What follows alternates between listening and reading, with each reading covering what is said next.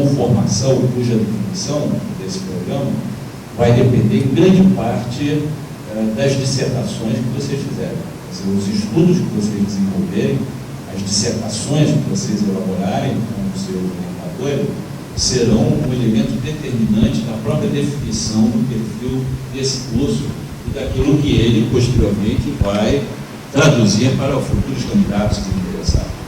Então, não pensem a presença de vocês, durante o curso, numa condição clássica de aluno, né, de alguém que está aguardando, esperando, contando com uma recepção de ensino, de conhecimentos, mas pensem vocês como agentes concretos do conhecimento, como pessoas que devem ter as suas temáticas próprias, suas perguntas próprias, devem ter seus interesses específicos e vão, individualmente, junto com os outros, desenvolver as pesquisas e a inteligência desses problemas.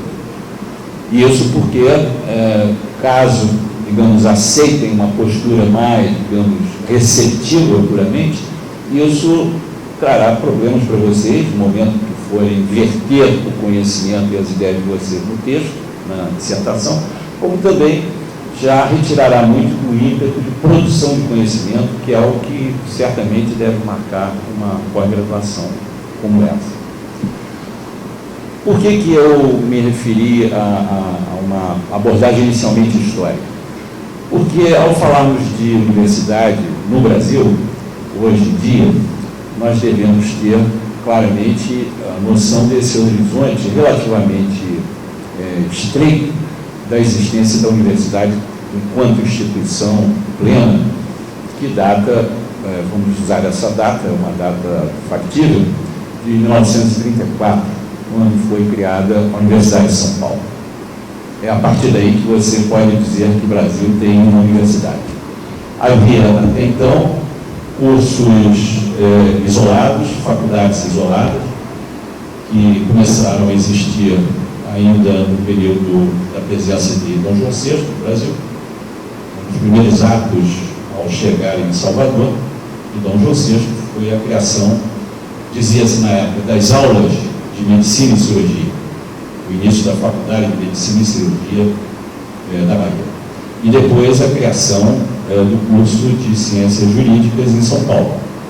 Esses dois cursos, e depois acrescentado a eles o curso de Olinda, da faculdade depois de Recife, de Direito também, formaram o triângulo fundamental do ensino superior brasileiro durante muito tempo, e era ali que se constituía, se educava, se preparava as elites que iriam governar o Brasil.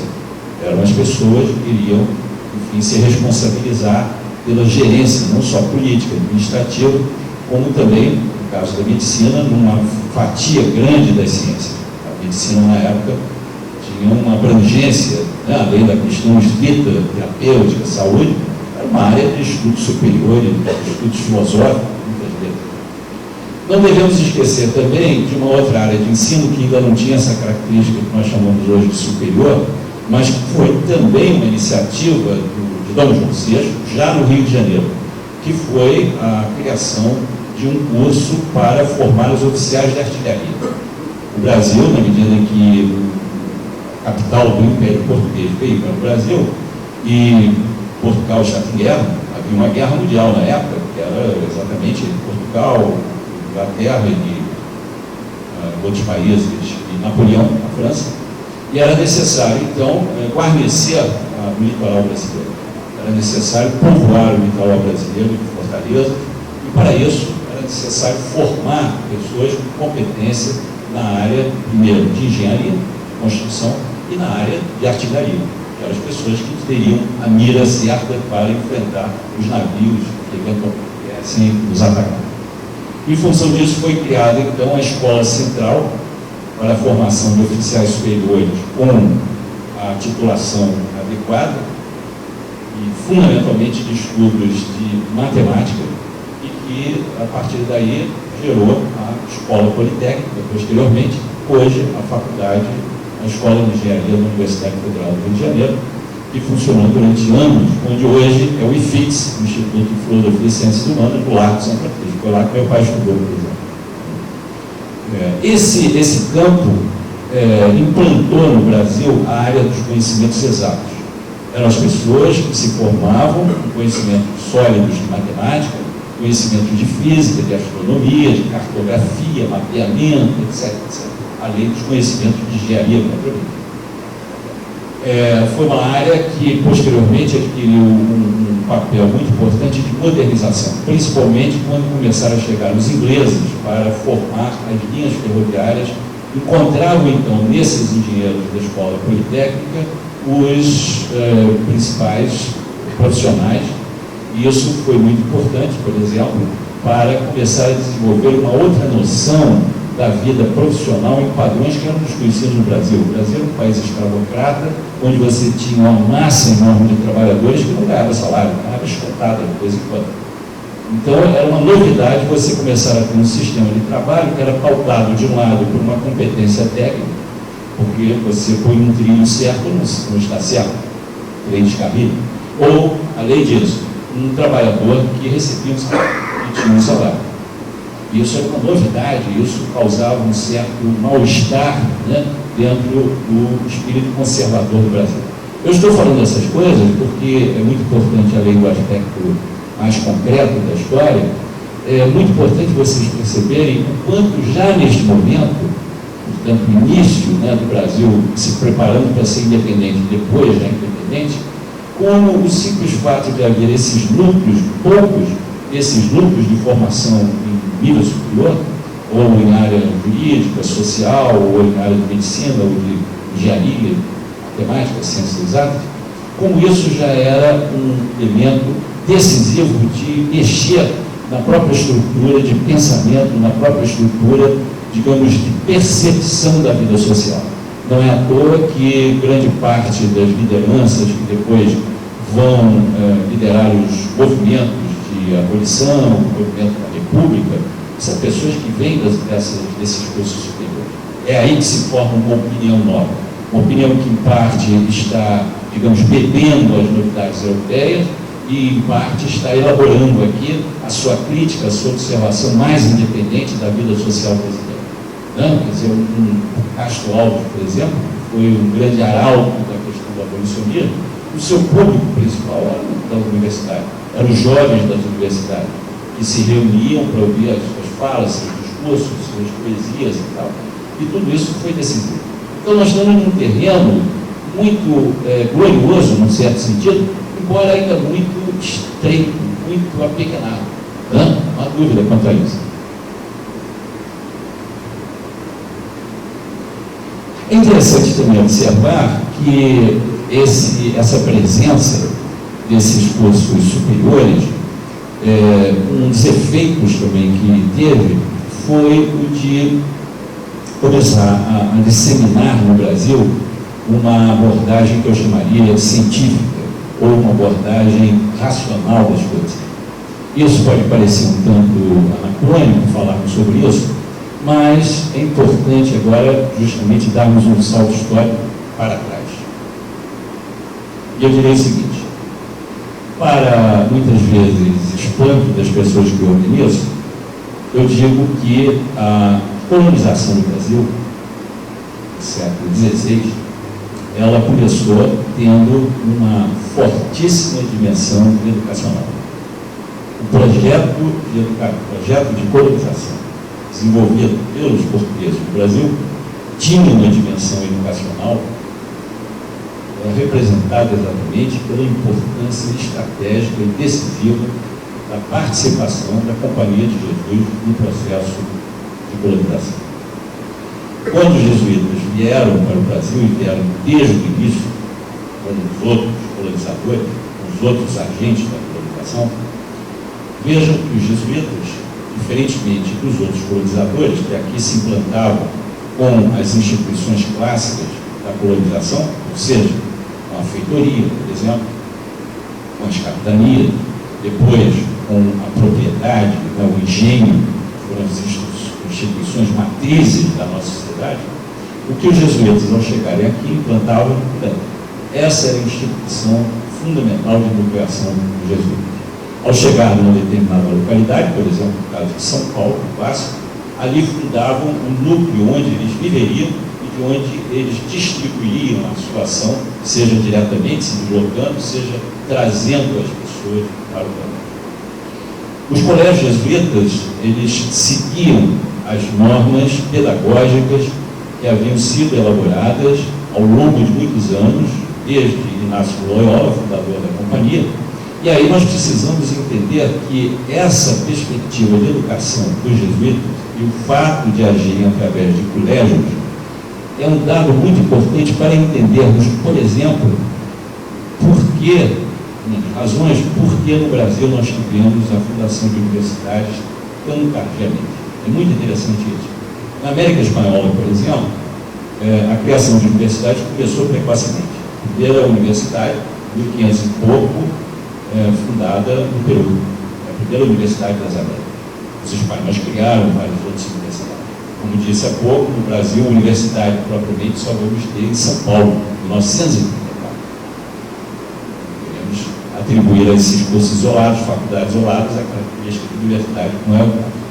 Em função disso, muitas vezes nós nos sentimos como que náufragos de uma modernidade que não se realizou aqui, uma modernidade que se perdeu no meio do caminho, e um dos símbolos exatamente desse naufrágio seria justamente a Universidade tardia, a universidade que começou aqui muito tarde. Mas é muito interessante nós levarmos em consideração o seguinte: quando se dá o momento da descoberta do Brasil, da colonização do Brasil, é muito importante sabermos que naquele momento a instituição universitária europeia ela estava numa crise. E essa crise era uma crise, inclusive, de credibilidade em termos de conhecimento. A Universidade Europeia ela havia vivido um período imenso de expansão, um período de crescimento. Ela se tornou uma invenção europeia. A universidade é uma invenção europeia. Você não tem essa instituição em nenhum outro país anteriormente. É uma criação europeia. Os gregos inventaram outro tipo de nucleamento do ensino. Romanos usaram outro tipo, os árabes tiveram outro tipo, mas os europeus inventaram a universidade. E assim, no início do século XII, no ano 1100 e pouco, funda-se em Bolonha a primeira universidade europeia. Essa universidade, que se funda em Bolonha, ela começa, como veja bem, no Brasil também tivemos esse início, com um curso de direito. E era um curso destinado a atender a um fato novo. A Europa estava começando a viver uma intensificação das suas atividades econômicas. E as cidades estavam começando a intercambiar entre si o comércio, assim como com o Oriente. Em função disso, era necessário pessoas capazes de poder, primeiro, proteger os comerciantes, porque os comerciantes ficavam sujeitos a legislações diferentes de uma outra cidade, podiam ser rapinados, roubados, a sua carga se perder, o seu dinheiro ser apropriado. E era necessário também começar a criar um consenso internacional de valores, de pesos e de legislações para poder conformar o comércio num sentido mais tranquilo. E foi esse o sentido da Faculdade de Direito de Bolonha. Foi ali que começaram então os estudos de direito, começando a tomar a tradição jurídica romana e começar a adaptá-la às necessidades já da Europa daquele tempo. Em função do sucesso que teve essa iniciativa, o fato de, a partir dali, não somente formar profissionais, portanto, começa com uma demanda de profissionais, como também por oferecer, nesse estudo do direito, um olhar já mais criterioso, crítico, que usa certos recursos da tradição retórica, do pensamento lógico. Isso começa a suscitar o interesse pelo desenvolvimento de outras áreas de conhecimento. E é assim que vão começar a surgir outras faculdades profissionais, de medicina, por exemplo, onde a presença do ensino e da tradição de conhecimento dos judeus e dos árabes é fundamental, sem isso não haveria a medicina no início do ensino universitário europeu, como também começa a haver o interesse na criação de áreas de estudo de teologia. E é nessas áreas de estudo de teologia que vamos ter, então, a incorporação dos conhecimentos e da contribuição da filosofia. Isso vai formar, já no século XIII, XIV, aquele período de auge da universidade medieval em torno da formação chamada escolástica. Então, escolástica no sentido de escola. que é onde exatamente se nucleia um ensino que começa a absorver a tradição filosófica grega, especialmente a de Aristóteles, que, juntando com a verdade teológica, religiosa e cristã, forma um conjunto notável, de enorme influência, que, digamos assim, marca esse período de uma forma tão intensa que, justamente quando chegar o período moderno, o período do Renascimento, esse período que é o da nossa descoberta, haverá uma reação contra esse tipo de saber, considerando um saber que pretende ser imóvel, definitivo, um saber que não aceita o questionamento, que considera que já se chegou ao final do conhecimento, não há mais nada a conhecer. É justamente esta reação que levará a um descrédito da instituição universitária. Então é interessante ver como no início da Idade Moderna, os avanços de conhecimento, inclusive da ciência, eles vão se fazer muitas vezes num deslocamento, num afastamento da hierarquia do espaço universitário. É assim, por exemplo, que na Itália começam a se criar associações, sociedades reunindo pessoas de pensamento livre, questionador, indagador, que consideram que o espaço da universidade é um espaço que está muito comprometido com um saber já definitivo e acabado, então procuram formar essas entidades onde a conversa segue mais frouxa, onde é permitido questionar, onde é possível fazer indagações, onde é possível questionar e discutir com o outro. Veja, por exemplo, na Itália, uma dessas sociedades chamada Sociedade de Lincei, porque usa o dístico, né, vamos dizer assim, do animal, o lince, que é um animal que tem uma vista muito aguda, que vê longe, e usa exatamente essa imagem para falar de pessoas que querem ver mais, pessoas que querem ver além justamente dessas fronteiras que se tornaram muito rígidas, que já não estão mais nesse período criativo de antes, mas agora estamos lá num período um tanto redundante de conhecimento. Um dos membros da Sociedade de Lincei é justamente Galileu Galilei. Galileu, ele tem ali a oportunidade, ele é um gênio, um indivíduo fogoso, um indivíduo de grande brilho intelectual, tem a oportunidade ali de encontrar outras pessoas para conversar e principalmente para começar a fazer aquilo que vai marcar o pensamento moderno, que é fazer a experimentação. Nesse período, esse é um outro dado importante, diante do envelhecimento, digamos assim, da tradição escolástica, começa a se formar uma inquietação intelectual, da qual uma das derivações é a disseminação de um espírito de ceticismo. O ceticismo aí não significa necessariamente descrédito pelo conhecimento, mas é o cultivo de uma atitude de dúvida, uma atitude de não aceitação passiva e imediata do conhecimento. E de considerar, portanto, que cada indivíduo, ele deve, se ele busca o conhecimento, antes de mais nada, colocar em questão, colocar em exame tudo aquilo que lhe dizem que é conhecimento. Essa é a atitude fundamental da Idade Moderna. Essa atitude fundamental do questionamento, da dúvida, ela está presente não apenas neste plano do conhecimento, que vai ser importante no caso das ciências, todas elas, como ela é a matriz da revolução religiosa que começa. O protestantismo, o lema dele é o livre exame. A postura do protestantismo é exatamente a de dizer: você, cristão, tem a competência de abrir a Bíblia, ler e interpretar. Você não está preso, obrigado, você não está escravizado à interpretação, à leitura ou à doutrina que a igreja, ou o clérigo, ou o padre lhe dizem. Você tem que fazer a sua leitura. Isso teve um efeito na época de uma sacudida de mentalidade, de corpos e de corações também, e no campo do conhecimento isso se refletiu numa postura que é exatamente da livre indagação.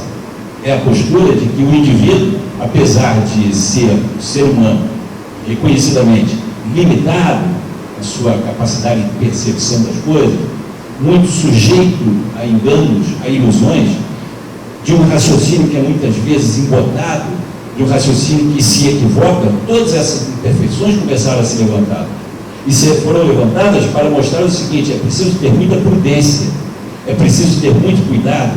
Você não pode pensar que conhece as coisas por uma intuição brilhante, por uma revelação mística e nem simplesmente lendo alguma coisa. O livro deixa de ser, neste momento, a fonte sagrada do conhecimento. Não esqueçamos que esta civilização, ela é herdeira de uma tradição literária, uma tradição literária riquíssima, não só dos gregos, dos romanos, mas uma tradição que vinha, inclusive, do próprio judaísmo, embasado em livro, e depois do cristianismo, embasado em livros tomados de sacralidade. Isso era necessário começar a desfazer. Veja, por exemplo, como Galileu, um dos pioneiros da divulgação científica, foi ele que começou a escrever para o leigo entender. Começou a escrever em italiano, não em latim. Começou a dizer, eu quero que todo mundo me entenda. Eu quero que as pessoas razoavelmente educadas entendam do que eu estou falando. E uma das coisas que ele diz é o seguinte: a ciência, diz ele, ela não está escrita da mesma forma que está escrita a Ilíada, a Odisseia. Não é isso. A ciência está escrita numa outra linguagem. E a linguagem da ciência é a matemática. E, portanto, é necessário conhecer esta linguagem, porque esta é a linguagem do mundo. Esta é a linguagem, portanto, que o homem de ciência precisa conhecer para poder abeberar-se e se aproximar do conhecimento da natureza.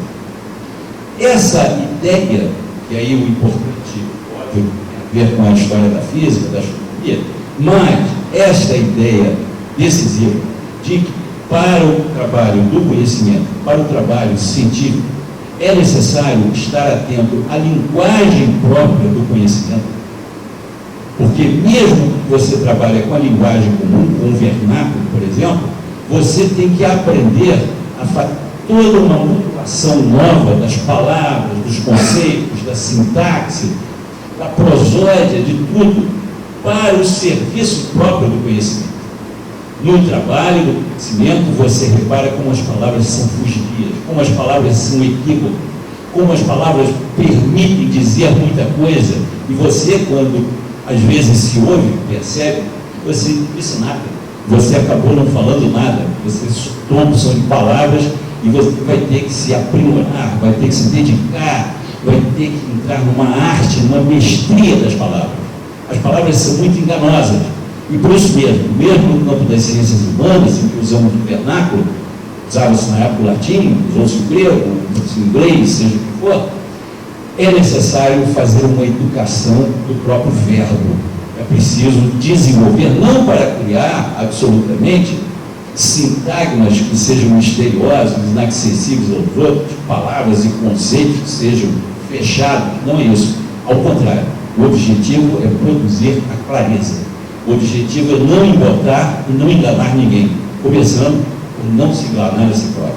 Então, o que o Galileu fez, no caso a gente está falando da física, a linguagem da matemática, mas podemos falar das outras ciências, naquele momento, a necessidade de implantar um outro universo linguístico. E isso, o universo linguístico, não é uma criação individual, não é uma criação solitária, é uma criação comunitária. E por isso mesmo a ciência nasceu naquele momento com outra característica decisiva para a idade moderna. O conhecimento não é uma busca solitária. Por mais genial, por mais notável, talentosa que seja a inteligência de uma pessoa, ela não é capaz de dar conta do desafio do conhecimento.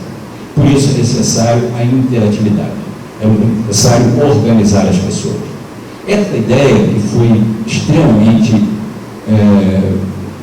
trabalhada por um grande filósofo do início dessa época, Francis Bacon, o inglês, que discorreu abundantemente sobre não apenas o novo método de conhecimento, mas sobre as novas condições institucionais do conhecimento, significava a busca do conhecimento, a renovação da busca do conhecimento, implicava na adoção de novos modos de convivência entre as pessoas que buscam.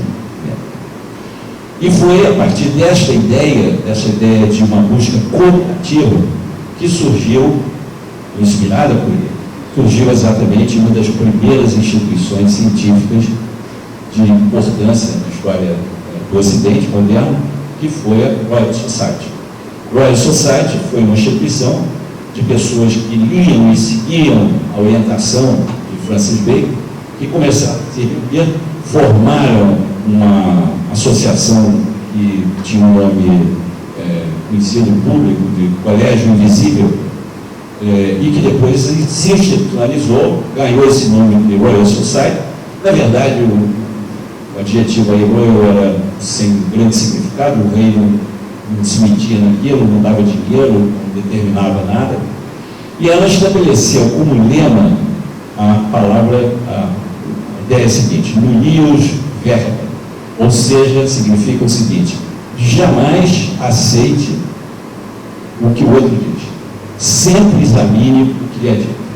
Esse é o fundamento da Royal Society.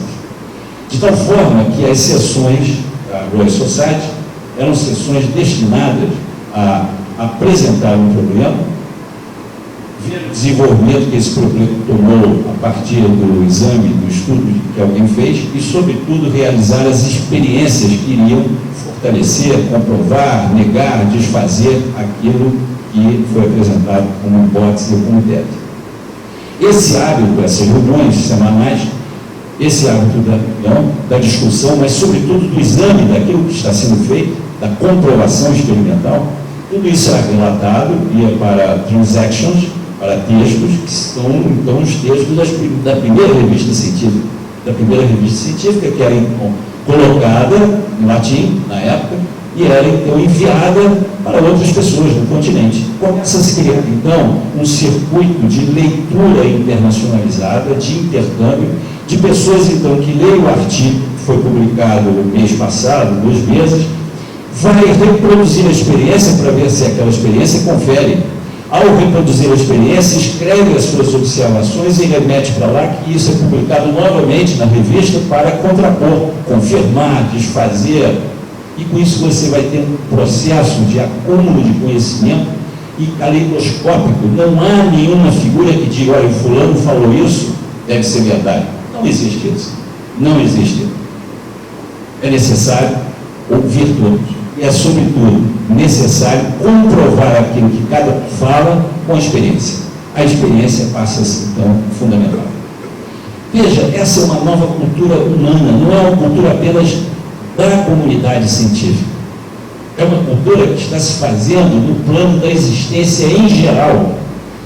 Vamos agora falar de alguma coisa a respeito da qual referências do nosso país, na nossa cultura, praticamente se esvaneceram, o que elas são. Esse espírito dubitativo, primeiro, e o espírito de inquirição, de achar que é necessário investigar, comprovar e experimentar as coisas, tão brilhantemente sumarizado nessas instituições que foram aparecendo, na Itália, na Inglaterra, depois e as ciências de Paris. No entanto, isso anteriormente surgiu, teve a sua origem, vocês não vão acreditar, mas teve a sua origem em Portugal. Foi em Portugal que surgiu. Não numa universidade, não foi numa universidade. Foi em função de um lado, das históricas que Portugal estava vivendo. Portugal estava espremido. Portugal não tinha como se jogar para dentro da Europa. Ali havia a Espanha. Portugal tinha que se jogar para fora, seja para a África, tentou isso, seja para o Atlântico. E Portugal resolveu apostar no Atlântico. Mas como você vai apostar no mistério? O Atlântico era um mistério. O Atlântico era um oceano fluido. Um oceano que, na tradição muito anterior, inclusive à Idade Média, era considerado o lugar do desaparecimento, o lugar em que aconteciam coisas fantásticas, coisas perigosas. Aliás, foi ali que sossobrou todo o continente atlântico, era isso que se contava? Então, como sair do litoral? Não havia embarcações hábeis para isso. Não havia nenhum mapa dizendo: olha, vai para aqui, vai para ali. Não havia nada disso. O que era necessário fazer? Era necessário fazer o seguinte: tentar construir uma tecnologia nova de embarcação, que foi que começou a se fazer na mítica escola de Sagres, e começar a navegar, e começar a enfrentar, começar a aceitar, inclusive, os riscos de fracassar, de ter que voltar, ou de naufragar, de subir, ninguém vai saber quem é, para onde foi a embarcação. E foi isso que eles fizeram. Foi isso que eles fizeram. A expressão disso está num livro que foi publicado por um navegante português, um livro chamado de Esmeralda Cito Orbes, Duarte Pacheco, e ele narra as experiências das viagens dele, e é muito interessante o dístico dele, o lema, que é um livro que ele está fazendo uma informação ao rei Dom Manuel, e ele diz o seguinte: a experiência é a mãe da verdade.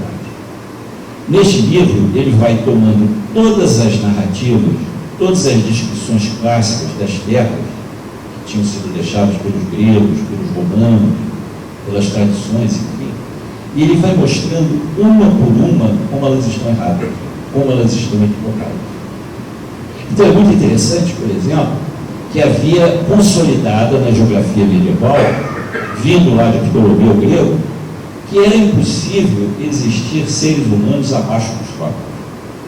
O calor era tão infernal, o mar estava em constante ebulição, que não haveria seres humanos vivendo nessa região. Então você imagine que um navegador, quando se aproxima dos trópicos, ele está primeiro arriscando a sua vida. Ele pode simplesmente virar fumaça. E segundo, se ele não vira fumaça, ele aguarda que então mais adiante acontecerá alguma coisa. E mais ainda, quando ele começa a encontrar pessoas vivendo nas costas da África. Isso é uma descoberta absolutamente fantástica. Duarte Pacheco, ele diz, por exemplo, o seguinte: achava-se, aí cita o autor antigo, que os negros africanos eram negros por conta do sol, da insolação. Eram pessoas que estavam expostas à luz solar intensa dos trópicos, e por isso eram negros. E aí ele, candidamente, diz o seguinte: isto não deve ser verdade, porque ele conhece, passou pela América, e diz assim: no Brasil, você tem pessoas que não são negras, que são pardas, como ele diz, e, no entanto, vivem sem roupa, e estão sob o mesmo céu, o mesmo sol. Portanto, não deve ser isso verdade. Veja que o importante aí, além desse início de mapeamento de uma realidade, é exatamente a disposição de iconoclasticamente pôr de lado uma sabedoria consolidada, uma sabedoria meio sagrada, transmitida de geração para geração, e começar a postar as fichas do conhecimento na experiência individual. Veja que aí está a origem, inclusive, das ideias políticas que vão surgir, das ideias políticas de confiabilidade no juízo individual. Porque isso, o sistema político que nós temos, que é confiar a decisão de um país, o destino do país, ao que é um voto, ao seu voto. Aquilo que é gerado num pensamento, numa experiência, numa ideia que você articula numa atitude que é sua individual, que ninguém pode te constranger.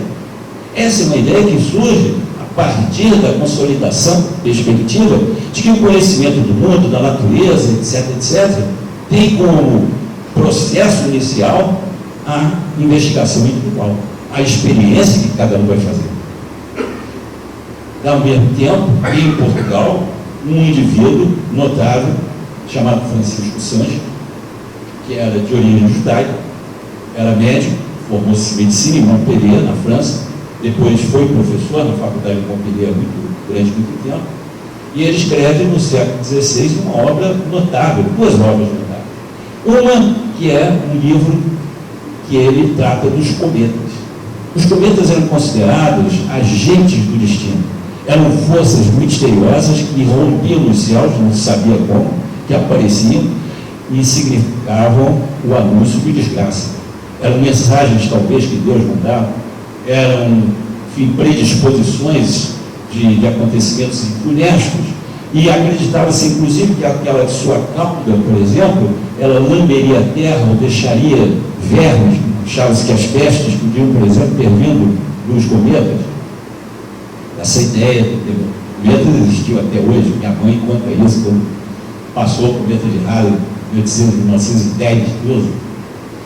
E ele escreve um livro para diluir essa ideia e submetê-la ao crivo rigoroso da argumentação, exame do consenso, e vai destruindo ideia por ideia. não para dizer o que são os governos, ele não tem essa propriedade de ser, não tem condição de dizer o que eles são, mas ele tem condição de dizer que não é nada disso, que se quisermos saber o que eles são, temos que adotar outro procedimento. Esse foi um livro importante, é um livro grande, um livro denso. E ele escreve em seguida um outro livro, que é um livro chato assim, em latim, mas ele diz assim, de que nada se sabe. É um livro para mostrar como os seres humanos deixam falar, se levar por suposições de conhecimento, por ilusões de conhecimento, que o ser humano, se quer o conhecimento, ele tem que desenvolver uma disciplina de se despojar de muitas certezas para se abrir efetivamente à experiência.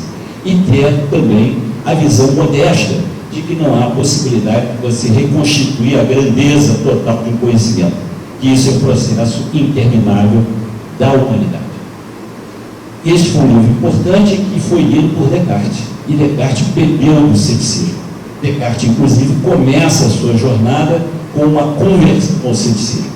Descartes, de altíssima educação, formado pelos jesuítas, chega num certo momento, resolve limpar, digamos assim, esvaziar todas as suposições, crenças, convicções que ele tem, teóricas e mais gerais, e começar a fazer um exame de profundidade, chegando então a uma espécie de auto-aniquilação.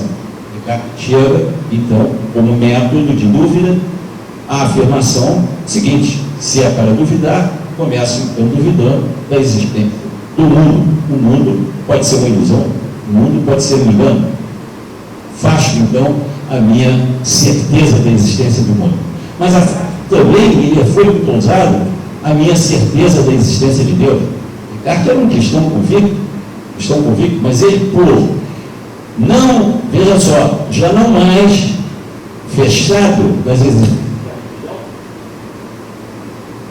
Ele começa então por obediência, seu método que ele está então esboçando, a colocar com toda franqueza Deus em dimensão de crença. E finalmente ele diz: não me sobrou nada. E assim ele viveu alguns anos. Ele viveu viajando. Ele disse assim: já que o saber se esvaiu, o que eu tenho a fazer é conhecer o mundo, e vou andar pelo mundo. Uma das providências dele foi se alistar no exército, já estava no clima da guerra europeia, dos 30 anos de motivos religiosos, e ele viveu a vida de militar. Com que objetivo? Não puramente de aventura, de emoções. Ele queria conhecer o mundo, conhecer os seres humanos, observar os seres humanos. E ele assim o fez. Até que um dia ele estava na lareira, de noite, uma pousada, pensando como ele efetivamente não acreditava em mais nada, como não tinha mais objeto nenhum de convicção. E ele, então, de repente, se deu conta do seguinte: pô, mas há alguma coisa que está acontecendo que eu estou duvidando. Se eu estou duvidando, eu existo. E, ao duvidar, eu penso, logo existo. Existo, não sou. Uma discordância sobre isso. Vejam que aí você tem fio da meada da modernidade. A modernidade começa com o apagamento de Deus, com o apagamento do mundo e a certeza do indivíduo. Essa é a certeza originária. Descartes vai reconstruir a sua certeza de Deus a partir do raciocínio que a consciência e a inteligência do indivíduo fazem. Ele vai constituir a certeza do mundo a partir da admissão da existência de Deus. O raciocínio dele sobre a existência do mundo é dizer: se Deus é Deus, se Deus é bondoso, Deus jamais vai me enganar e vai me fazer crer que isso que eu sinto do mundo é uma pura ilusão. Posso ter algumas ilusões, mas isso não significa que eu mandei então. Mas para chegar à certeza de Deus, para chegar à certeza do mundo, ele teve que fazer não apenas um processo de apagamento de todas essas certezas anteriores, de fundamentos falsos, como ele agora faz um fundamento a partir da consciência individual. Veja, esse é o norte da modernidade. A modernidade vai se construir a partir deste núcleo da autoconvicção, da consciência individual. É a consciência individual que vai dar validade a todo o resto. É preciso passar por essa consciência. Estão percebendo isso? Isso é decisivo. E essa consciência vai tentar se constituir agora numa unidade, mas ela rapidamente começaram a sofrer algumas fraturas, até chegar à grande fratura que ocorre no final do século XIX, que é a fratura freudiana, quando essa mesma consciência ela se esfacela em várias parcelas e ela já não tem essa unidade. O próprio sujeito já começa a perguntar se ele é sujeito mesmo, se ele pode falar pela outra parte dele, enfim, as temáticas do homem do século XX. Mas naquele momento, tudo isso contribuía para apostar na possibilidade de seres humanos individualmente inculcarem a sua capacidade de conhecimento e, portanto, de exigirem a devida independência e garantia de liberdade para pesquisar e para investigar. E tudo isso, então, foi o clima que marcou, não tenho dúvida, esse início de história, inclusive em Portugal.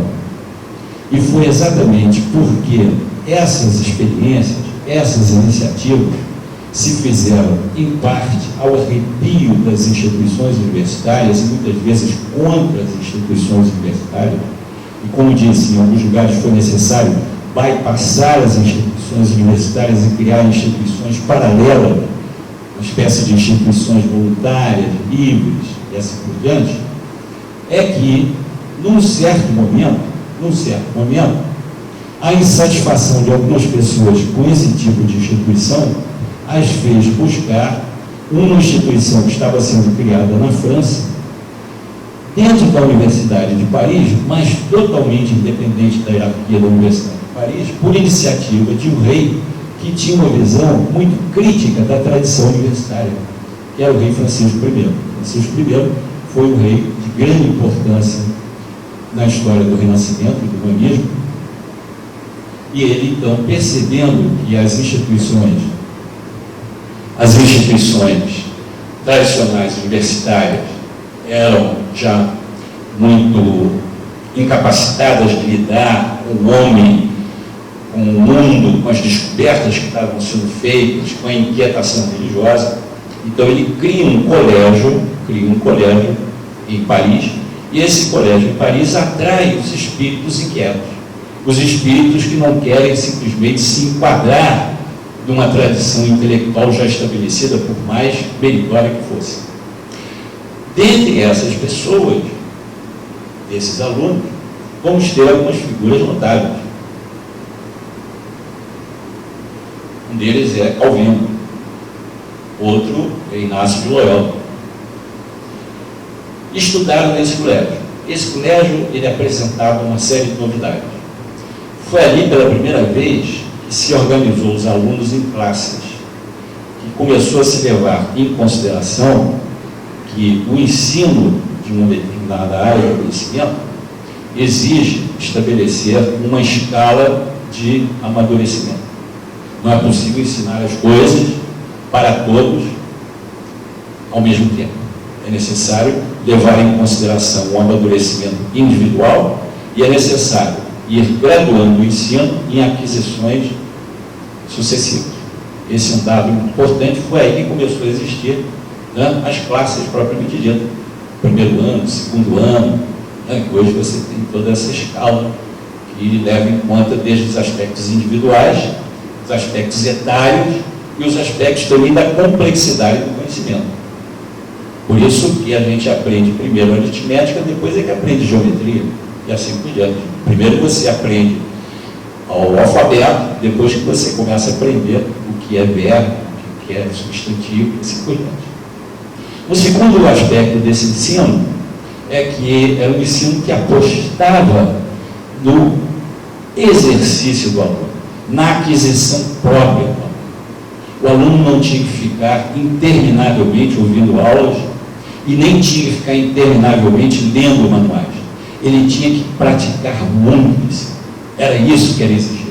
E criava-se, então, uma série de mecanismos, inclusive mecanismos de emulação, de disputa, para despertar nos alunos o interesse do autoaprendizado. Veja como nós estamos falando de uma coisa do século XVI que nós não temos hoje. Não temos hoje. Recentemente, lá na minha unidade, no Chifre, em função do prédio novo, distribuição das salas, aquelas coisas, eu estava numa reunião lá, me chamaram, eu nem era mais colegiado, me chamaram. E eu achei curioso que o assunto exclusivo era o seguinte, era a questão da distribuição, né, que era uma matemática complicada dos gabinetes, problemas seríssimos dos gabinetes dos professores, não sei o quê. E basicamente isso. E eu falei, vem cá, tudo bem, ótimo, chegou a ser uma fórmula, etc., tem a questão política, tudo isso. Mas eu pergunto, foi pensado nesse prédio novo, vamos dizer agora 3 prédios, junto dos 2 anteriores, foi pensado, por exemplo, numa sala de estudo para os alunos? Mas o que é isso? Uma sala de estudo para os alunos. Hoje, o ensino tem que ser um ensino voltado, antes de mais nada, para os alunos, eles estudarem, eles aprenderem. Não para ficarem ouvindo aula. Isso já passou, isso já não tem mais sentido. O fundamental hoje é a pessoa desenvolver a sua capacidade autônoma de busca de conhecimento, de seletividade de informações, de hierarquizações, de discriminações, de organizações e sistematizações. Esse é o fundamental. O professor, nesse sentido, alguém que tem um papel, claro, fundamental, tem um papel decisivo. É claro que ele tem o que dizer, ele tem conhecimentos acumulados, ele tem memória organizada que ele deve verter, mas isso não pode absolutamente sopesar, abafar e se tornar um universo exclusivo, como é hoje. Alunos que ficam com currículos que tem que fazer 5 disciplinas, 6 disciplinas no semestre, isso é impossível. Isso é impossível. Não há cabeça que consiga dar conta disso. Veja, é preciso trabalhar também a partir de problemas, voltando a essa cultura científica nova, que se tem aqui no caso das sociedades, da Royal Society. O que eles lidavam? Eles chegavam, agora vamos começar a falar de física, capítulo 1. Não, eles começavam com questões assim, o ar tem peso? É isso que eu quero saber, o ar tem peso? Vamos ver se o ar tem peso. E vamos estudar isso, vamos experimentar isso. Vamos criar os mecanismos, os instrumentos, os ambientes experimentais para saber se o ar tem peso. E era a partir daí que viriam os conhecimentos. Isso não impedia, ao contrário, que esses indivíduos estivessem estudando a tradição matemática, os conhecimentos de física, etc. Mas o fulcro principal do desenvolvimento do conhecimento era esse. E isso levou tempo para ir para as salas de aula das universidades. As universidades permaneceram durante muito tempo nesta tradição anterior, em que o professor, por exemplo, dava aula de medicina como? Ele abria o livro grego de Galeno e começava a ler a descrição de um órgão, e um auxiliar dele, que ganhava muito pouco, era o responsável, às vezes, por ficar mostrando num corpo, num cadáver, o que ele estava falando. Ele não sujava sua mão com o cadáver e era puro discurso, era pura fala. Eu teria que saltar aqui, porque eu já vou terminar, já estou falando demais, teria que saltar aqui alguns capítulos para chamar a atenção de um aspecto muito importante. Os jesuítas nasceram de uma insatisfação com esse ensino escolástico tradicional. E Santo Inácio, quando concebeu a criação da Ordem dos Jesuítas, da Companhia dos Jesuítas, ele pretendia reunir 2 coisas: a militância religiosa, ou seja, a dedicação plena e absoluta à causa da propagação, da defesa do cristianismo, etc, etc. Mas, por outro lado, amparado em tudo isso, numa capacidade e num volume de conhecimento que estivesse apto a enfrentar a grande refrega de lutas de ideias, de conceitos e de ciências que estavam havendo naquela época. Como ele dissesse o seguinte: esse indivíduo jesuíta, ele não pode ser um indivíduo que fique ignorante de toda essa discussão, de todas essas revoluções científicas que estão ocorrendo. Ao contrário, ele tem que estar não só ciente disso, como ele tem que participar disso. Em função disso, criou-se um currículo, no caso, para os jesuítas propriamente, um currículo elaboradíssimo, cuja primeira montagem foi feita em Roma e que depois se tornou o Colégio Romano, dirigido pelos jesuítas, ali que formava os sacerdotes jesuítas e os professores jesuítas, que era um curso enorme, um curso que podia chegar a 8 anos, onde ele percorria todas as ciências, onde ele estudava latim, grego, hebraico, filosofia, teologia, e se tornava ao mesmo tempo apto a ser professor. Porque, através do ensino, acreditavam eles conseguiriam neutralizar o avanço do protestantismo. Era nas consciências. Eles não podiam ignorar que o protestantismo, desde Lutero, havia abalado e motivado as consciências individuais, então era preciso lutar na arena da consciência. Era preciso ir nas consciências, na inteligência, no coração. Então, em função disso, era necessário um método pedagógico novo, que foi então elaborado ao longo de vários anos, por várias autoridades jesuítas, digamos assim. Foi uma espécie de questionário que percorreu todo o mundo onde havia jesuítas e que, no final, foi sintetizada na chamada Ratio Studiorum, que é um método de estudo jesuíta, que usava muito do que o colégio francês lá, esse que eu falei, e com as peculiaridades dele. Isso é interessante porque teve um efeito de dinamização e de formação rigorosa que permitiu, então, começar a formar quadros, inclusive quadros eclesiásticos. Uma das críticas que foram feitas no final da Idade Média em relação à Igreja Católica era que seus quadros eclesiásticos eram de absoluta desqualificação intelectual. Eram pessoas, muitos, inclusive, não sabiam nem ler. Quanto mais sabia ler os textos teológicos e assim por diante. Então, foi uma exigência da época de uma qualificação desses quadros. E os jesuítas se dedicaram a isso. A tal ponto que, então, muitos deles começaram a sua atividade erudita, não apenas de ensino. Então, você vai ter, por exemplo, uma das primeiras atividades dos jesuítas no Brasil foi de observações astronômicas. Foi um jesuíta tcheco que veio para o Brasil e que, ao lado de fazer catequese, se envolver em briga com português, etc., ele fazia suas observações astronômicas, observações essas que foram registradas e que foram usadas por Isaac Newton para formular a sua mecânica celeste. É isso. Então, esse foi um fator muito interessante, que a gente, em geral, apaga. Não estou aqui fazendo nenhuma defesa jesuíta, nem método jesuíta. Estou contando um capítulo da nossa história que ficou soterrado. No entanto, é importante observar que essa onda de modernização que se traduziu na criação de colégios chegou a Portugal também. E em 1534, o rei D. João III resolve também criar um colégio de artes. Artes eram as ciências na época, né? Matemática, física, linguística, chamados de artes.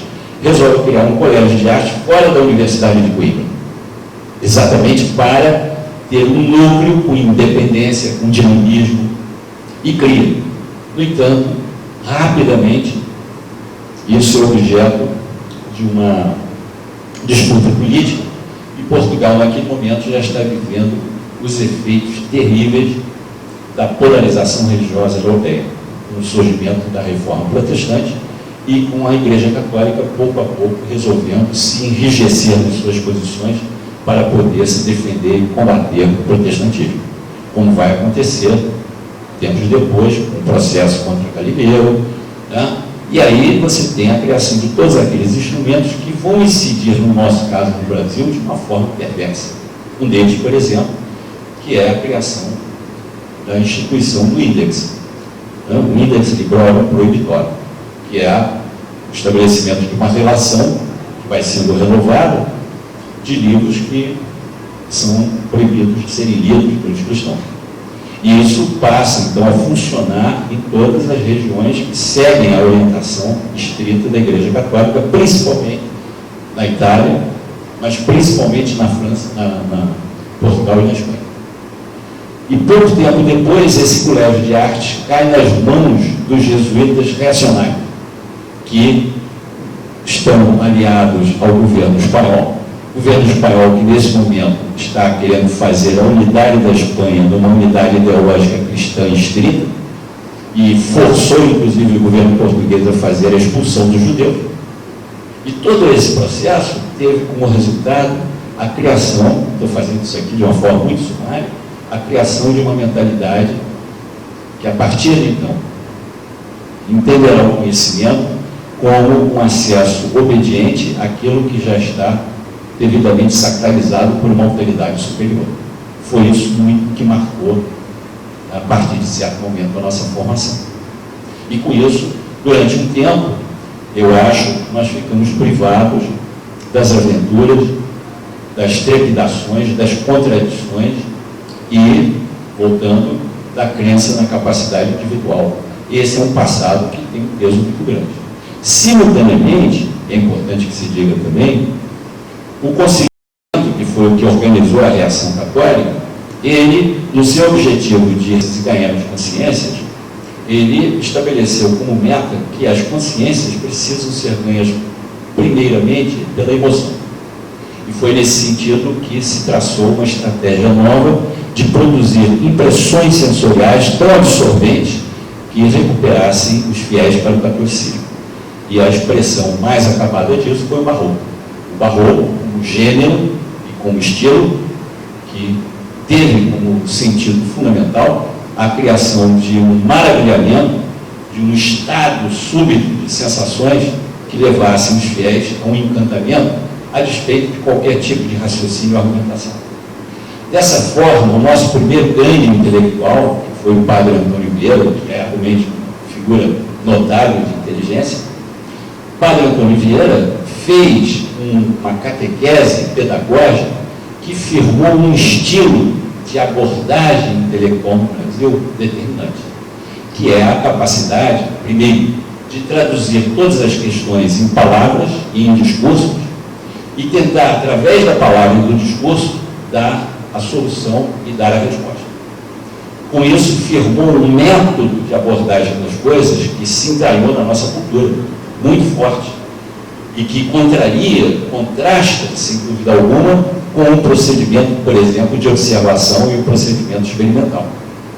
Essas são questões que fazem parte da nossa formação, da nossa arqueologia mental, da nossa arqueologia espiritual, que eu gostei, numa certa época, de lidar, porque elas funcionaram como uma espécie de revelações de coisas que ficam pelos cantos e que nós não gostamos muito de falar. E que eu acho que é muito importante nós refletirmos sobre isso, porque, em última instância, não temos dúvida, toda vez que nós estamos prevendo, estamos postulando, estamos nos propondo avançar, é muito importante nós vermos de onde nós estamos partindo.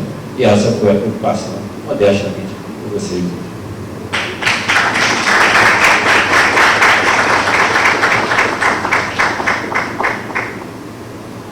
Eu acho que a história que você nos contou é muito interessante, tem muito a ver com a experiência que vem sendo desenvolvida enquanto pós-graduação, ciência, pesquisa em ciência. Acho que isso ficou bastante claro para todos. E queria passar a palavra se alguém tiver alguma pergunta, alguma coisa a comentar. Antes até agradecer aqui a presença da professora Ana Baum, chefe do Departamento de Comunicação Social, professora Laura, que é coordenadora do curso de graduação, além de nossa professora também no programa, e dos alunos de graduação reticentes de virem para a parte da frente da nossa sala, mas que de qualquer forma muito bem-vindos, obrigado pela presença de vocês, tá? A todos os colegas, os professores do curso presente e os nossos queridos alunos aqui presentes também. Enfim, alguém tem alguma coisa a perguntar, falar, comentar? Professor João. A gente vive hoje um momento, né, de transformação da universidade. Uma transformação não apenas da universidade pública, mas da universidade como um todo. De contestação, acho que quando você fala daquele momento em que a criação da Escola de Sagres representa uma ideia de desconfiança, né, na forma como a universidade entende o conhecimento. Será que a gente não estaria vivendo também um momento semelhante uma universidade ainda muito amarrada a determinados conhecimentos, a determinada forma de ver o mundo e de atribuição de títulos, atribuição, passagem de informações. Então, de que forma você vê essa, ao mesmo tempo, uma universidade que se pretende em constante transformação e um projeto de inclusão, né, através das cotas, mas, por outro lado, um contingente significativo da sociedade que contesta a universidade da maneira como ela se apresenta para essa mesma sociedade? 3 coisas a respeito disso. A primeira é que a universidade no Brasil, ela sempre significou um horizonte de ascensão social, um horizonte de reconhecimento social. E não apenas no sentido de uma qualificação de conhecimento, mas de acesso à esfera de convivência e de poder, de influência, que outras instituições, outros caminhos não estavam tão produtivos. Então essa é uma expectativa muito forte. E na medida que no Brasil, por exemplo, a noção e o incômodo com a desigualdade se tornaram mais agudos e a necessidade de dar alguma resposta a isso se tornou mais premente, a universidade foi sempre um foco de atenção para isso. Por isso que muitas vezes você tem esses processos, que é o processo de ampliar e universalizar o acesso, pura e simplesmente. Né? Já é um avanço muito grande, eu não discordo disso, mas muitas vezes com essa, digamos, postura de que isso já é algo que vai satisfazer algumas gerações. Nós aqui no IACS, por exemplo, quantas vezes nós, nos cargos que ocupamos, nós tivemos informadores, né? Eu, na direção, por exemplo, digo que para mim foram, muitas vezes, ocasiões de forte emoção quando eu via na plateia do cinema, no teatro, no dia da formatura, pessoas assistindo ali, da família, parentes, amigos, que era a primeira vez que entravam numa universidade, que estavam assistindo a formatura de filhos, netos, e nunca tinham entrado na universidade. O filho, o neto, era o primeiro a entrar, mas era a primeira vez que eles estavam entrando numa universidade. Aquele cenário ali do teatro. Isso era, você lembra disso, profundamente emocionante. Os cursos aqui desiguais em relação a isso. Então, e isso dava uma ideia do buraco que a gente tinha do ponto de vista de horizonte social. Né? Por isso, por exemplo, eu fui inteiramente a favor da medida que o governo tomou para o ProUni. Acho que foi perfeito. Naquele momento era isso. Não havia condição naquele momento de decretar a expansão de vaga nas universidades públicas. Isso era um outro processo que veio depois. Naquele momento tinha que dar acesso às pessoas ao que existia, até para as pessoas da sociedade saberem que cursos são esses. E até de medida, extremamente, de qualificação. Então tem esse aspecto da ascensão social que é muito forte, né? E que não deve ser desprezado, nem deve ser considerado como, digamos assim, um contrabando da excelência, do intelecto, etc. Um outro aspecto importante também é que no Brasil o ensino superior sempre esteve motivado, principalmente pelas exigências de mercado profissional. Aqui falei, quer dizer, o que foi o Dom João VI fazer o curso de engenharia, fazer o curso de medicina? Um país, na mais linha corte para cá, que tinha que ter engenheiros e médicos e advogados, assim por diante. E isso, evidentemente, que marca muito o tipo de ensino e o tipo de expectativa que as pessoas vão ter. Né? As pessoas vão ali para poder se habilitar a exercer uma profissão. E como, durante muito tempo, a economia brasileira é uma economia que marcadamente, marcada pela técnica, pelos procedimentos mercantis, organizacionais, enfim, que vinham de fora, aprender uma profissão é aprender como lá fora se exerce essa profissão. É basicamente isso. Né? Não havia muito espaço, digamos assim, de uma inventividade local. Né? Veja como ainda hoje você tem, na nossa cultura empresarial e industrial, uma dificuldade muito grande de entrar no campo da inventividade, da produção científica, tecnológica, né? É muito mais fácil, às vezes, você comprar o pacote pronto, você importar uma cabeça pronta. Então, esse é um outro aspecto também que marca muito e torna, portanto, muitas vezes a área de puramente, digamos, de puramente não, mas de principalidade de investigação, de formação acadêmica, ela fica dependente do crescimento dessas. São essas que dão solidez, a base social, o reconhecimento para isso. Né? Quer dizer, quando uma pessoa se forma em jornalismo e for procurar pleitear um emprego, não vão perguntar quantas palestras ela assistiu, quantos artigos ela escreveu, quantos seminários ela foi. Vão perguntar se ela sabe fazer aquilo. E não vão perguntar, vão ver se sabe ou não sabe, pronto. Né? E isso é determinante. Então, é claro que esse estudante vai estar atento a isso. As pessoas estão administrando a sua vida, a sua existência, não administrando o ideal dos seus professores. Olha, administrando a sua vida, as expectativas, inclusive, das suas famílias, e assim por diante. Então, esse é um momento importante também, um momento importante. Veja que, no caso do Brasil, a investigação pura científica, durante muito tempo, se fez fora dessas instituições de ensino. Quais eram as grandes instituições do período imperial? Era o Museu Nacional, por exemplo. Era o Jardim Botânico, por exemplo. Depois, por necessidades também da dinâmica social, necessidades das coisas que vinham acontecendo, o Instituto Oswaldo Cruz, por exemplo, o Instituto do Café, o Butantan, aí é que se fazia pesquisa. Mas havia também uma demanda social a respeito disso, não demanda de profissionalização. Então nós estamos nas primícias, E aí também, só para encerrar, eu acho o seguinte, que em função da necessidade de uma competitividade que foi sendo percebida por certa parte dos governantes, da elite, da comunidade pensante do Brasil, eu acho que se começou um projeto, isso já tem muito tempo, que foi o projeto da pós-graduação. E esse projeto, num certo sentido, foi exitoso, sem dúvida alguma. Você teve uma notável expansão da pós-graduação no Brasil, a ponto de você pensar que há 30, 40 anos atrás, muitas áreas, grande parte das áreas, a pós-graduação tinha que ser feita no exterior.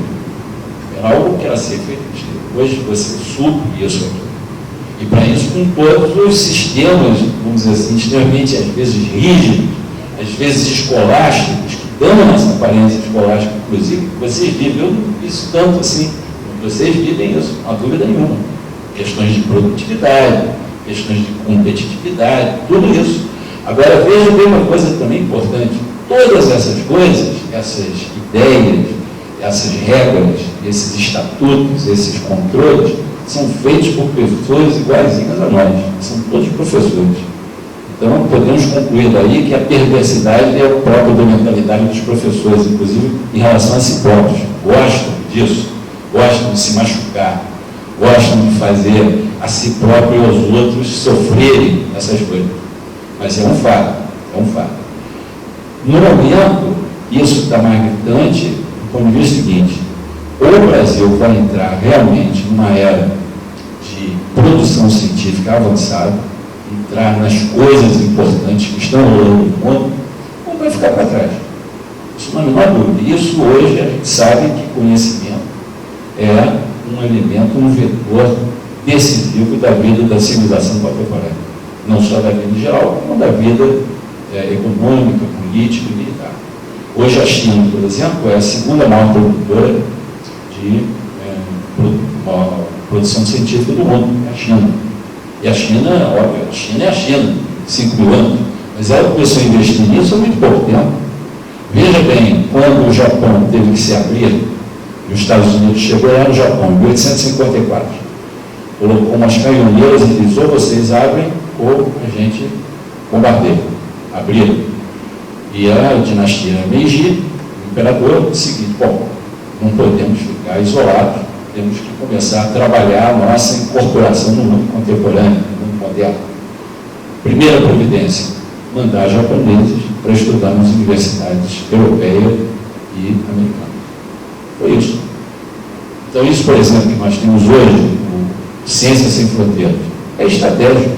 É estratégico. Você pensar hoje na quantidade de estudantes brasileiros que estão tendo a oportunidade de estudar no exterior, para poder, inclusive, muitas vezes, até ter uma avaliação diferente do próprio ensino aqui. Eu conheço, por exemplo, estudantes que foram estudar, passar um ano estudando medicina na Europa, por exemplo, e dizem isso, os professores aqui são muito melhores. No caso, é um estudante do fundão. E isso é muito importante, ter esse conhecimento comparativo. São áreas ainda, as áreas sagradas de ciência, de tecnologia, mas não tenha dúvida que isso depois vai se estender para as outras áreas. E isso é vital, isso é vital. Nós temos que entrar nesse campo, temos que desenvolver os procedimentos, né? Só que nos próprios países desenvolvidos, eu acho que hoje já tem toda uma discussão dos critérios de produção científica, tem todos os critérios novos de formalização do conhecimento que nós temos que acompanhar, né? Essa é a minha ideia de lei, né? Eu acho muito curioso ouvi-lo, né? Ainda mais numa sessão do programa de pós-graduação em mídia cotidiana. Não, assim, até pela... Eu acho que você é um exemplo dentro da universidade, né, de uma sabedoria que ultrapassa todos os programas de pós-graduação. Você nem é doutor e dá uma aula dessa para a gente. E a minha questão é exatamente essa. Quando você fala com tanta paixão da questão da educação, da ciência, da produção do conhecimento, eu acho que até faz com que a gente vibre de novo e repense, né, o nosso papel como professor, estudador, pensador dentro da universidade. Ao mesmo tempo, essa vibração que você traz, esse questionamento, é quase uma dicotomia com a nossa rotina de dia a dia dentro da universidade, seja na graduação, seja na pós, né? A gente acaba envolvido em várias demandas, formalidades, né? que quase que impedem essa produção de conhecimento de forma mais livre, né? E mais intensa, questionadora, né? Como você colocou. Nos sistemas, nos programas de pós-graduação também, e acho que na área médica, né, ciência, ou na área de ciências exatas, você ainda vê a experimentação. Mas na área de ciências humanas, isso é muito menor. Você tem muito mais aquelas teses em que as pessoas repetem outros autores e a gente fica se repetindo, você vai lendo e vendo todo mundo falando a mesma coisa, que angústia também de ver uma produção que realmente não avança em termos de qualidade de conhecimento, né? CAPES com toda essa exigência de quantidade, que também vai contra. Como é que você vai produzir tanta quantidade se você não tem tempo para aprofundar na qualidade, né? Se você não tem tempo para poder experimentar, né? Então, assim, ao mesmo tempo que me anima te ouvir, me angustia a dicotomia com que eu vivo hoje na universidade. E o que eu te pergunto como é que você vê alguma esperança nisso, entendeu? Da gente conseguir, dentro dessa estrutura universitária que a gente tem hoje, né, de muitas formalidades, né, que você tem que, o aluno vai para poder ter a nota, para poder se formar, para poder, né, o professor vai fazer o artigo para ter o ponto lá no curricular, não sei o que, dentro dessa estrutura, né, tão desestimuladora, você vê alguma esperança da gente conseguir uma produção de conhecimento dentro dessa visão que você trouxe tão vibrante, tão Paulo Freire, né?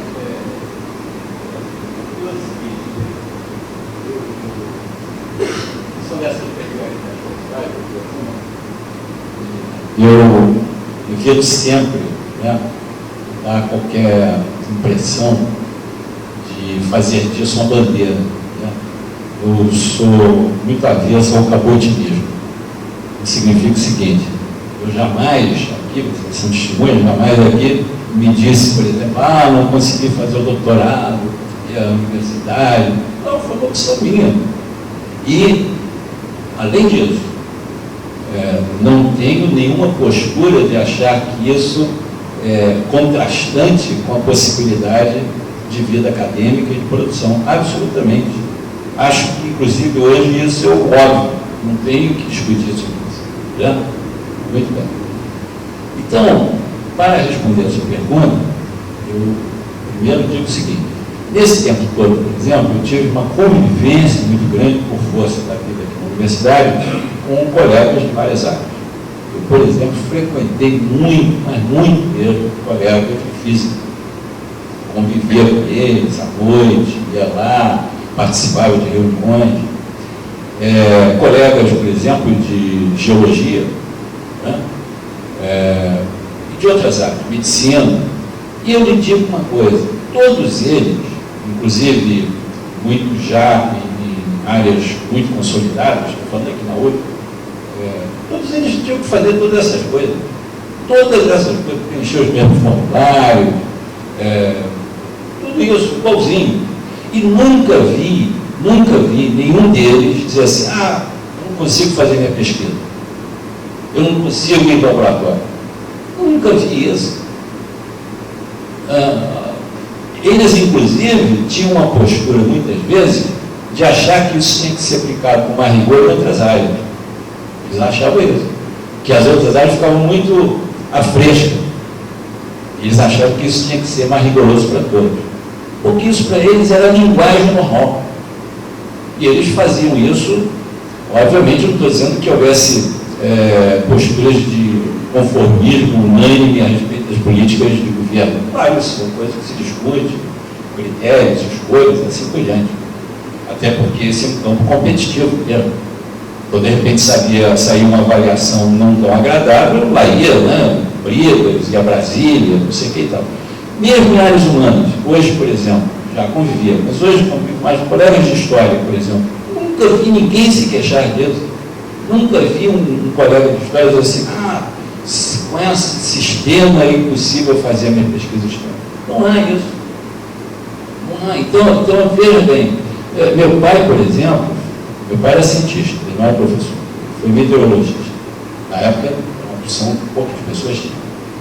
E ele foi, durante 20 anos, ele foi bolsista do CNPq. E ele dizia o seguinte: o segredo do CNPq é apresentar o relatório antes da data. E ele fazia isso. Então, outro dia eu estava reunindo o material todo dele lá, as cartas, todos os relatórios que ele prestava, o cuidado que ele tinha de mostrar os resultados. Ele sabia que aquilo ia ser lido, etc. Mas aquilo era impecável. Não estou falando isso apenas para dizer que o truque é o cartorial. Não é isso, não. Que é muito difícil você administrar uma comunidade crescente de milhares e milhares de pessoas, né? Você cria um sistema que tem uma alta dose de impessoalidade, sem dúvida alguma. Mas o que eu quero dizer é que, eu vou falar com o senhor aqui entre amigos, nós precisamos acabar com o negócio do coitadinho. Nós temos uma facilidade enorme de nos vitimizarmos e, com isso, nos alimentarmos, inclusive, nas contendas interpessoais. E perdemos um tempo precioso nisso. Não estou falando que o tempo precioso, o tempo de produção, de trabalho, não é isso, não. Estou dizendo isso, inventar novas formas de investigação numa área como essa. O que é o experimental nessa área, por exemplo? O que seria o experimental nessa área? Temos que pensar nisso. Até porque as questões que vocês tratam aqui são questões de amplo interesse da vida social, que as pessoas, nos seus dilemas diários, sobre os seus dilemas estratégicos de sociedade, vive. E enquanto, veja bem, em certas áreas, acredita-se que dali sairão determinadas linhas de ação determinantes para a sociedade. Por exemplo, ontem eu estava assistindo uma entrevista, um debate sobre a campanha que começou hoje de vacinação, né? Nas jovens, né? E estavam justamente pessoas que trabalharam nas pesquisas iniciais. Então você vê que é um processo que vai sendo gerado ali durante anos para aquilo no final se tornar algo de benefício público. Na nossa área, essas coisas existem. Essas coisas, não estou falando de coisas certas, de coisas práticas e pronto. Não é isso, não. Eu estou falando de amadurecimento de propostas. Então é preciso mudar a própria cabeça. Nós precisamos fazer isso, e nas pós-graduações tem que se fazer isso, e não ficar brigando consigo mesmo, não ficar brigando com a parede. Discutir qual é a pauta de conhecimento, a pauta de cientificidade, quais são as questões a serem abordadas. Veja, em certas pós-graduações, por exemplo, de áreas como essas que eu estava falando, as seleções são feitas em cima de uma pauta de problemas, que são as pautas de problemas que aquela pós-graduação está envolvida. Há assuntos importantíssimos que são deixados de lado, porque não estão naquela pauta, mas estão na pauta selada, da pós-graduação da Unirio, da pós-graduação da UFRJ, de Campinas. E aí se faz, inclusive, uma espécie de distribuição de tarefas. Então é preciso ter isso, É claro que os hábitos são muito fortes. Então as pessoas mais novas é que têm que pensar nisso. E acho que vocês, estudantes, têm que fazer isso com vocês. A vida intelectual é uma vida de dedicação. É uma vida de quem gosta de conhecer. Gostar de conhecer é fundamental. Ter prazer no conhecimento. Isso é fundamental. Mesmo que, além desse prazer, tenha um prazer de conhecimento ajudar as outras pessoas, com esse conhecimento manter a sua vida, ter salário, tudo isso é fundamental. Mas tem que ter esse gosto de saber. E ter um gosto de alguma coisa que é valorizada socialmente. E tem que criar uma disciplina. Tem que ter uma disciplina de estudo, de investigação, de atualização. Não é para ser o sabidão, não é para ser o melhor, para ter a resposta. Não é nada disso. É aquele trabalho, inclusive, que às vezes é anônimo, que depois vai se juntar com o trabalho de outro, e vai formando a cultura daquela área. Isso é tarefa de vocês. E ter as suas questões, ter as suas perguntas. Eu me lembro quando eu fiz, vou encerrar aqui, quando eu fiz o mestrado lá, na UFRJ, e quando chegou no final, meu orientador era o Muniz Adel. Aí o Muniz disse, aí, você vai fazer sobre o quê? Eu falei, não sei sobre o quê. Aí ele falou assim, olha, você fez um trabalho no curso, uma cadeira que eu fiz com uma professora de antropologia, a Rosine Pereberg, que era um trabalho que ela deu sobre questão de desvio, norma, eu fiz sobre... Aí peguei um dia lá e fiz um trabalho, ela gostou. Quando ela leu o trabalho, na cadeira, antes da dissertação, ela falou, o trabalho está ótimo e tal, mas ela disse, mas você não citou um autor? Eu falei, não, eu fui ler um dia e fui ver o que eu achava do dia. Eu ia citar o quê? Classe social, Karl Marx, classe social, não sei o quê. Entendeu? Aparato de comunicação, Horkheimer. Para quê? Tem sentido? Eu estava em cima do material, eu queria fazer uma leitura do material. O que eu leio desse material? Eu ficava mesmo assim, eu cortava o jornal, espalhava na mesa e ficava olhando. Aí eu falei assim, não, essa aqui eu vou puxar daqui, botar aqui, mais próximo aqui. Então, depois, quando foi para fazer dissertação, eu fui mais adiante, fiz um desenho e tal, e saí. E continuei sem citar ninguém. Não tinha que. Não é isso. Entendeu? Não estou dizendo que isso. Olha só, não sou cabotiano.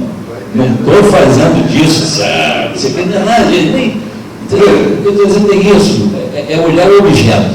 Olhar o objeto. Se tiver que citar, tiver que buscar fonte, vai buscar fonte, que cite, não tem problema nenhum. Mas entra atento ao objeto. A pergunta que o mundo faz é isso: vocês não podem ficar sorumbáticos com os seus problemas, e vocês têm que perguntar ao mundo o que o mundo que eu digo pode ser o mundo da natureza, o mundo humano, pode ser o pessoal que mora aqui atrás, pode ser o pipoqueiro dali, seja o que o mundo está querendo saber, o que as pessoas estão querendo saber. Há coisas que eu não vou poder responder, se o mundo, a vida tem sentido, né? Se o mundo vai acabar, isso eu já não consigo, mas há outras coisas que eu tenho que tentar responder. É isso, vocês têm que fazer disso a tarefa da vida. É simples, olha só como é fácil. É só fazer isso. Oi, boa noite. Uma boa parte da apresentação foi falando sobre modos de ensino, modos de aprendizagem, foi o que eu entendi. Aí, uma coisa, um trecho que você falou foi que uma certa escola ensinava várias ciências em 8 anos. E hoje em dia a gente tem uma coisa que muitas pessoas falam de excesso de conteúdo, excesso de informação, excesso de coisas a se aprender, que acaba levando a muita especialização e aquela parte da técnica e de profissionalização demais do conhecimento, que também foi uma coisa que você já falou. Queria ver, você concorda que existe esse excesso de informação, esse excesso de informação e excesso de conteúdo prévio necessário a estudar? Não, os currículos de conteúdo anterior, por exemplo, do colégio, na universidade. Sim, de coisas que a gente teria que estudar antes para compreender. Veja, uma das coisas que eu falei foi a ideia daquela organização do ensino, de sempre estar pressupondo que a pessoa formou um determinado repertório capaz de habilitá-la às questões novas, é evidente. Eu acho que isso, daí a seriação do ensino, daí o processo cronológico, né, da formação.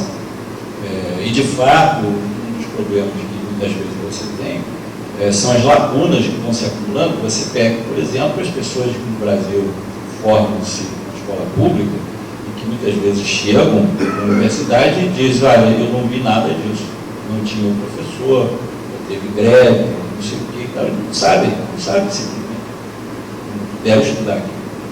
Então essa ideia, vamos dizer assim, orgânica, todas as coisas são importantes. É preciso ter ideia disso, todas as coisas são importantes. Todos os conhecimentos, eles fazem parte de um conjunto que, além do valor específico que cada um tem, um se comunica com o outro. De um você tira um referencial para entender a outra.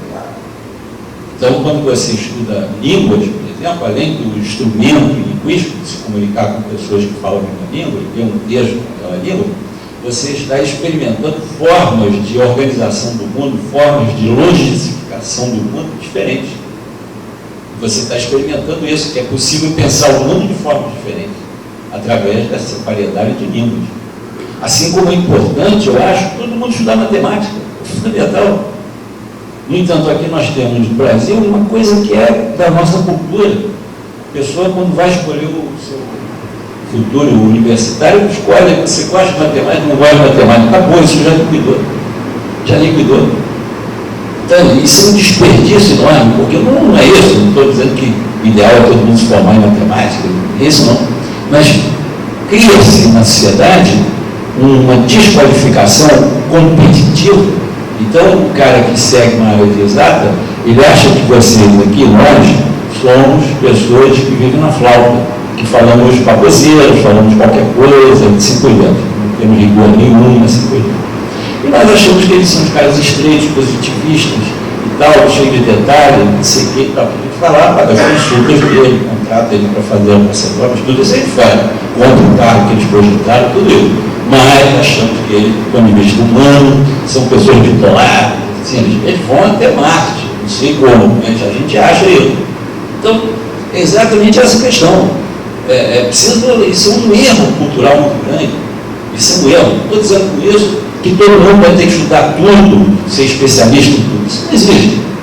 Mas é preciso dominar, ou pelo menos ter familiaridade com vários códigos de conhecimento para poder ir formando o seu próprio projeto. Entendeu? Mais ou menos isso. Queria profundamente agradecer aqui ao professor Antônio Serra.